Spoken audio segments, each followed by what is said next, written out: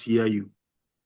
You understand? Mm-hmm. So the question there is now, does our communion with God, is it to instruct him for him to do the thing that we want him to do? Or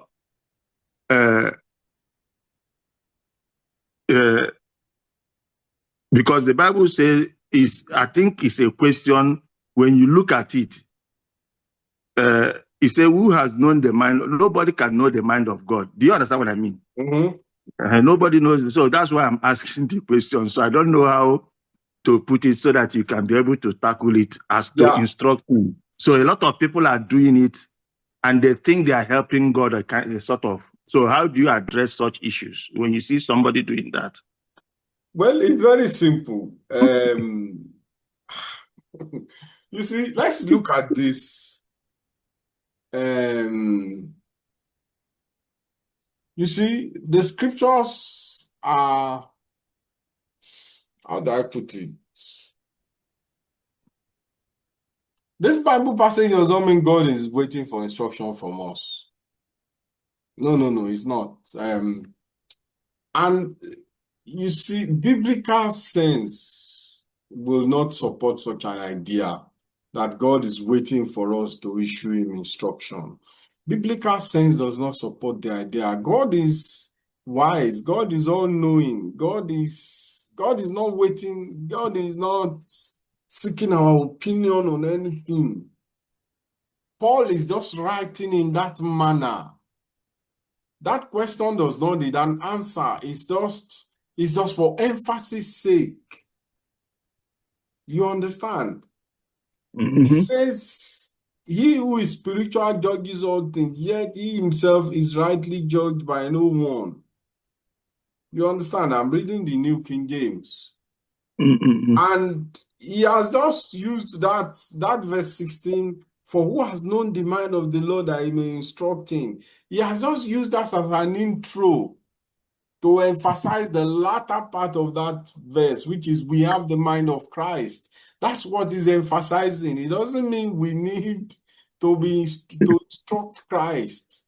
And when he says we have the mind of Christ, that does not even mean we know what Christ would do at per time. No. Mm-hmm. It simply means we have a spiritual mind. We have a mind that desires to please God, that aligns with the things of God. That's all he's saying. God does not need our instruction. God is ruling the universe before we were born. Anybody that believes God needs his instruction, before you were born, God was already ruling the universe.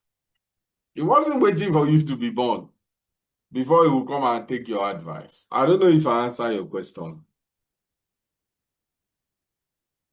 It's okay. It's good. Thank you. I understand it, yeah. Afternoon, Bartemi.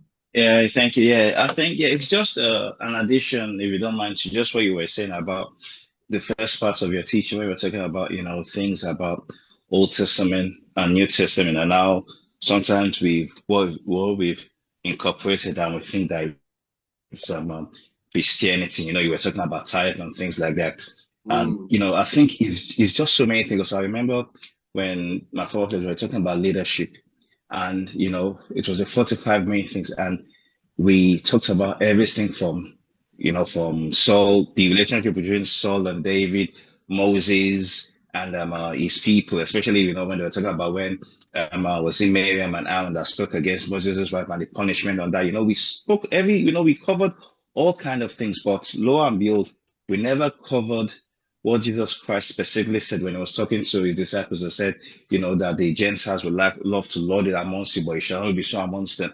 So that I was just trying to bring that up, that, it's quite funny, as just to buttress what you were saying, that, it's as if sometimes these things are purposely cherry picked. And, when we're talking about many things, you'll find that the teachings of Christ is not usually quoted.